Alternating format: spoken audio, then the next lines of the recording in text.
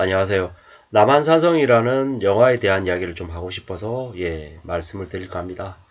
17세기 초 여진은 명을 물리치고 청이 됐습니다. 그리고 조선에게 신하의 나라가 되라고 명령을 하죠. 조선은 명분을 중시하는 인조와 사대부들이 그걸 거부하고 그 부모의 나라라 부르는 명을 위해서 청과 맞습니다.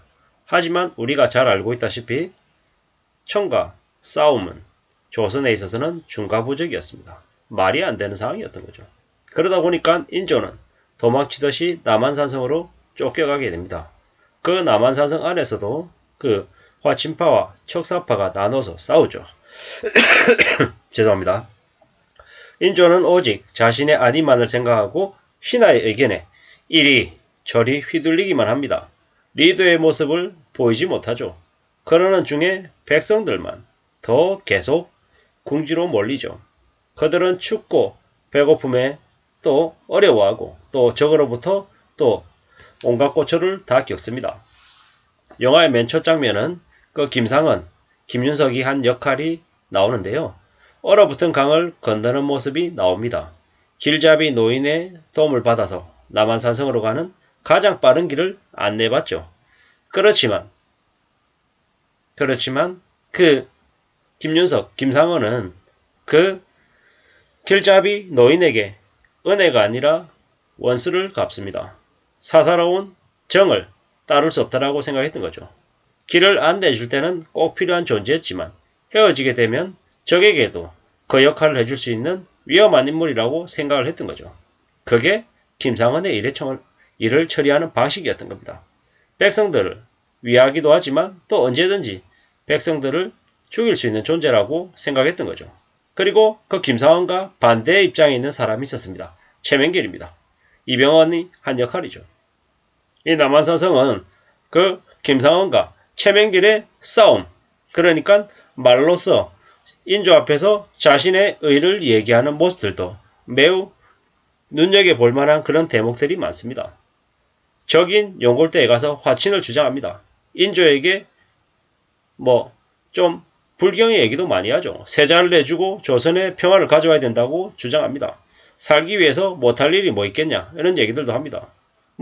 가난한 사람들의 삶의 방식이 있는 거고 약자는 약자라서 자신의 처지를 이용해서 살아낼 방법이 있다라고 최명길은 얘기합니다. 지극히 현실적인 주장을 인조에게 계속 얘기하는 거죠. 그러면서 얘기합니다. 자신의 역적이 되겠다고. 그리고 자신의 얘기에 반대하는 김상현에게 치욕은 있을 수 없는 일이므로 결사항전을 말하는 그 최명길의 반대 입장에서 자신의 주장을 꺾지 않습니다. 죽음으로써 살 길을 찾아 나가려고 애쓰는 김상은 살기 위해서는 오직 이기는 싸움만 해야 된다고 이야기하는 최명길이 있습니다. 누가 맞냐, 누가 틀리냐 명확하게 판단하기 어려운 상황입니다.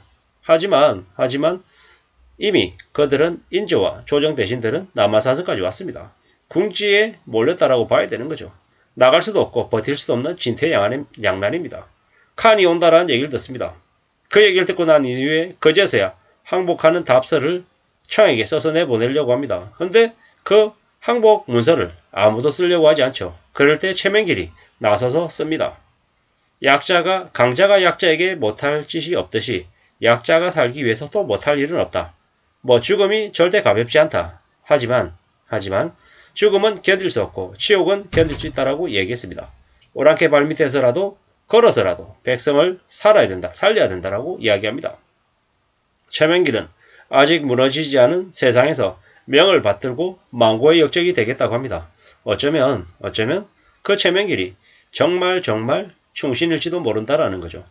이 힘들고 어려운 현실, 척박하고 답답할 수 있는 이런 상황들을 그는 해석하고 받아들였다라는 거죠. 인조는 나중에 얘기하죠. 자신은 살겠다고. 스스로 죽지 않고 살겠다라고 얘기합니다. 그 말로 인해 칸에게 나서서 칸 앞에 나가서 머리를 쪼알려서 굴욕을 감내하죠. 그리고 인조와 조정 대신들은 아무 일이 없다는 것처럼 다시 궁으로 되돌아옵니다. 그 사이에 조선과 민초들은 다 망가지죠. 리더가 얼마나 중요한지를 간결하게 보여주는 영화였다라고 생각합니다. 우리가 살아가면서 삶의 징태양란이 올 수 있다라는 거죠. 그러한 상황이 오지 않으면 좋겠습니다만은 불가피하게 어쩔 수 없이 다가오는 상황도 있다. 그럴 때 내가 명분을 추구할 것인지 진리를 추구할 것인지는 정말로 잘 생각해 놓을 필요가 있다라는 거죠. 뭐 우리도 살아가면서 많은 명분이 필요할 때도 있고 진리가 필요할 때도 있다. 뭐 하나가 무조건 맞고 뭐 하나가 무조건 틀리다라고 판단하기 어렵다라는 거죠. 어쩌면 어느 상황에 맞춰서 선택하는 문제일 수도 있겠다라는 거죠. 뭐 저는 이제 저 김상원과 최명길의 입장에서 최명길 쪽을 좀 더 지지하는 입장입니다. 왜냐? 살아남아야지 그 다음에 뭔가를 후회를 도모할 수 있기 때문인 거죠. 죽음을 명예로서 끝내고 나면 그 다음이 있겠냐라는 거죠. 뭐 망해버린 나라에서 아무리 발버둥을 쳐도 살아날 기미가 없다라는 거죠. 언제 죽을지 모르니까 촉각을 곤두세우고 각자 살아갈 길을 찾아갈 거라는 거죠. 위기 앞에서 뭐 임금도 백성도 없죠. 오직 자기만의 안위가 필요한 거죠. 뭐 내부의 적도 너무 많고 각자 스스로 이렇게 무너지는 일들도 많더라는 거죠. 그때의 현실과 지금 우리가 맞이하고 있는 현실이 뭐가 다를까? 뭐 이런 생각들을 하는 거죠. 우리가 먹고 사는 문제가 항상 일상입니다. 뭐 태어날 때부터 부모가 노비인 사람들은 또 자식도 노비고 또 조선시대에서 노비는 사람이 아니었던 거죠. 뭐 이 영화에서 그 몽골족의 통역관으로 나오는 사람이 있습니다. 그가 그렇게 얘기하죠. 자신은 조선에서 사람이 아니었다고. 그렇기 때문에 다시는 자신에게 조선 사람이라고 부르지 말라고 얘기합니다.